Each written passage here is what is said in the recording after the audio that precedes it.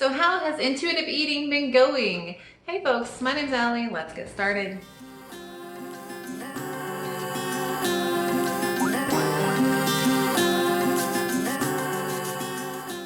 So in my last video, I talked about how I was going through this stage of eating more intuitively because just a lot has been going on in my life and it just kind of happened that way. P.S. If it's really echoey, I've got a vaulted ceiling situation going on in my life, which is a little bit different. So we're just gonna kind of work out this video and see what happens. Also, if you hear some tippy taps, I'm living with a dog now. He's super cute. He's a French bulldog. We might have snuggled the other night and it was super cute.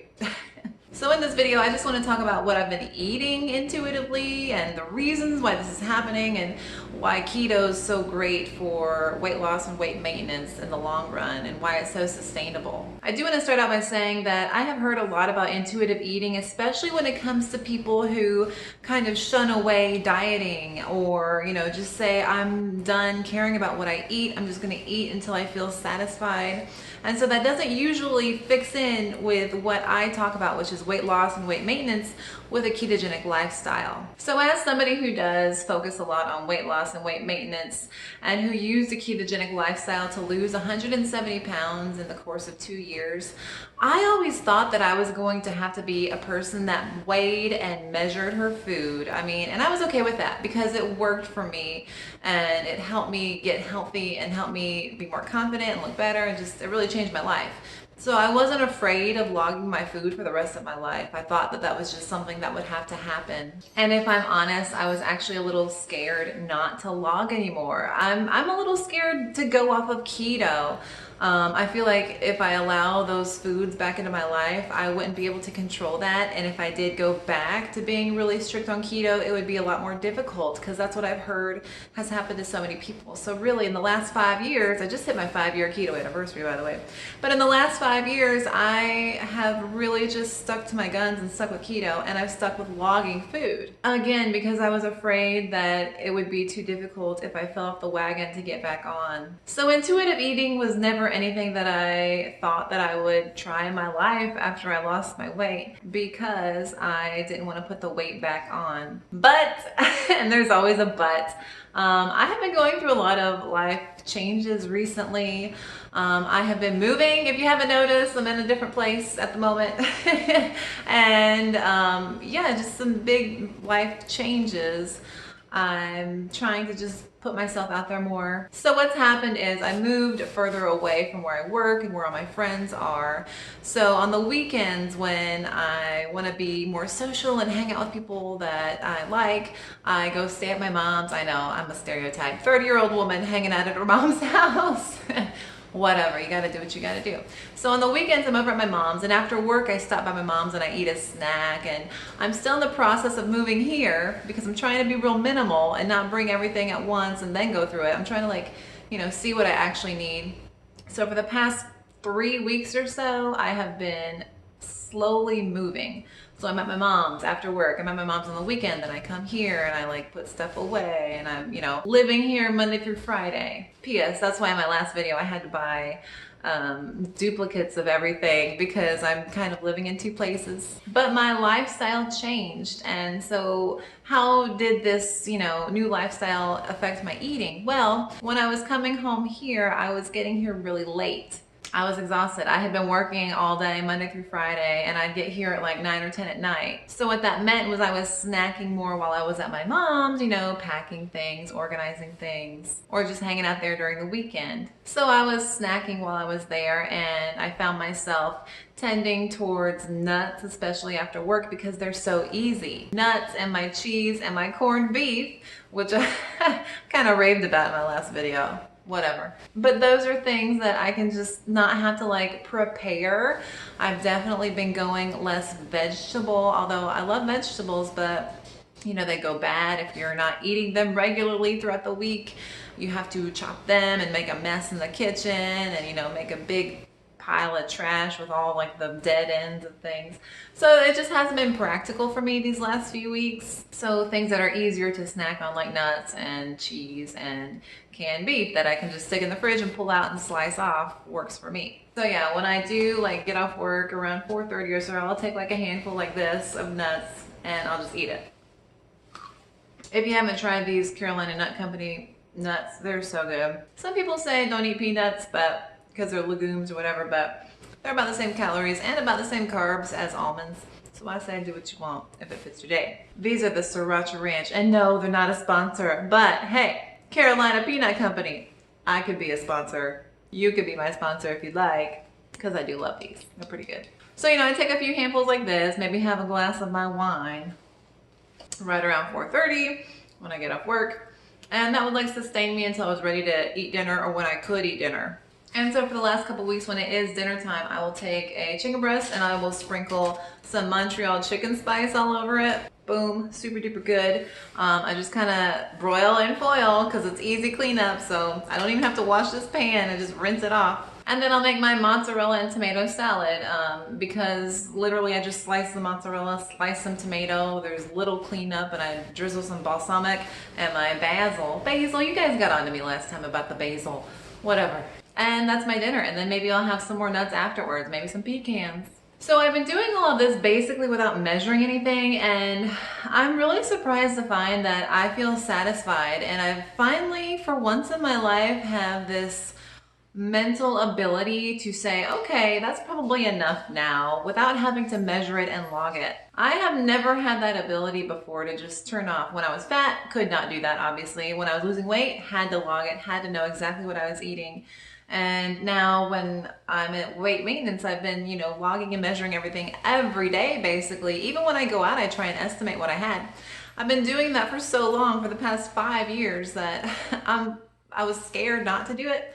And I'm surprised that I have the ability to not have to do that. Now, I'm not saying once life kind of smooths out that I won't go back to logging. I mean, I do like to know how much I eat.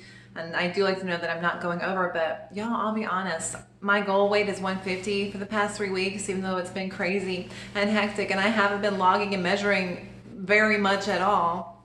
I have shifted from 150 to 153, and I feel like I'm finally at a place in my life where I'm a little bit normal, and it kind of feels really good. So I'm celebrating that fact for myself. I've been celebrating myself a lot lately.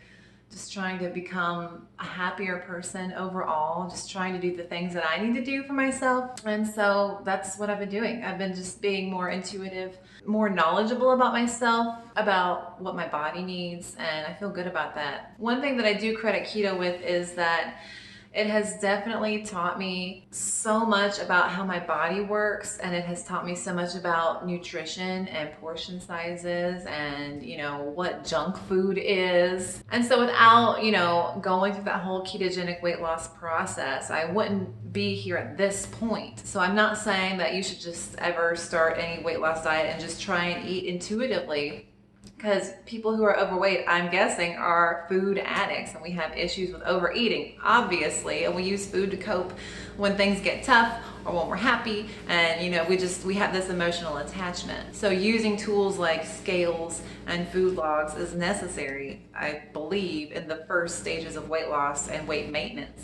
But I'm sitting here and telling you guys that for almost a month, I have not been following my own advice. I have not been weighing and logging and measuring, and it's been okay, but I think that's because I have learned so much about me in the past 5 years about, just what my body needs, that I feel like I can do that. And I'm not trying to sit here and brag. I'm just telling you that that's how long it took. I mean, a long time, every day of logging and measuring, until I finally got to a point where not even consciously I said, oh, I'm not going to log anymore.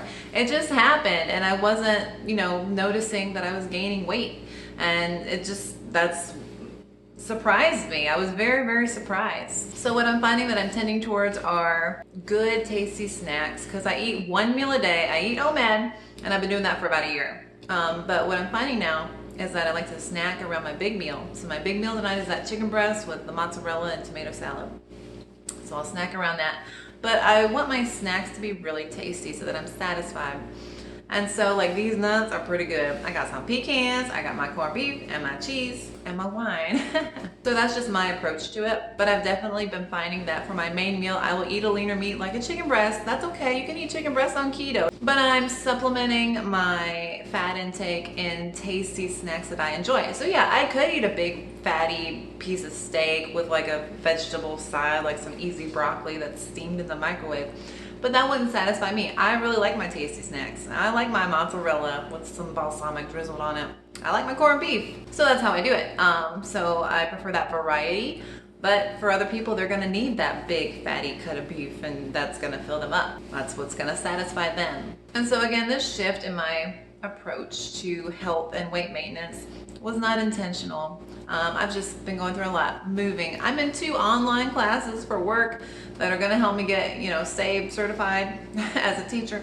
So that takes up a lot of my weekend time. These videos take up a lot of my weekend time. I'm actually just trying to get to the point where on one day out of the week, I don't have to worry about anything. And that's trying to be Saturday. Sometimes it works, sometimes it doesn't. But for right now, this is kind of what my lifestyle is requiring. And I say this all the time. You guys know, that's why I love keto, is that it's so adaptable. You can eat lean meats with fattier snacks. You can eat fatty meats and not have snacks. You can do OMAD. You can eat 3 to 5 meals a day if you want, as long as it fits in your daily goals. You can do dirty keto. You can do super duper whole natural healthy keto, whatever, floats your boat, gets you going in the morning, whatever. And that's what any weight loss and weight maintenance lifestyle diet is all about, is can you continue that lifestyle over the long term? If you can't, it's not sustainable. And the biggest factor in keto sustainability is that you can adapt it to all of your lifestyle changes. Well, folks, what are your thoughts on intuitive eating? Are you afraid? If you've been logging and counting everything and you're on keto, or not even keto, but you've been losing weight or maintaining weight, are you afraid to eat intuitively like I was and still kind of am? Or is that what you've just been doing and it's been working for you? Would you recommend intuitive eating to other people? Honestly, I wouldn't say start out doing that, because you might just be overeating and you might gain weight if your goal is weight loss. I think you really have to come to a point where you know as a food addict what your body needs versus what your body wants, or what your mouth wants, really. I mean, come on. But yeah, let me know. I mean, what is your opinion? What are your experiences with intuitive eating? Well, folks, that's about it for today. If you enjoyed the video, please do not forget to like and subscribe. That would help me out so much. And if you'd like to follow me on social media, I will link all of that down below.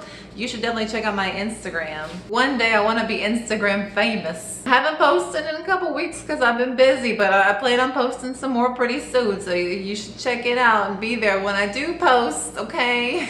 It'll be fun, I promise, and helpful, and tips and tricks and food.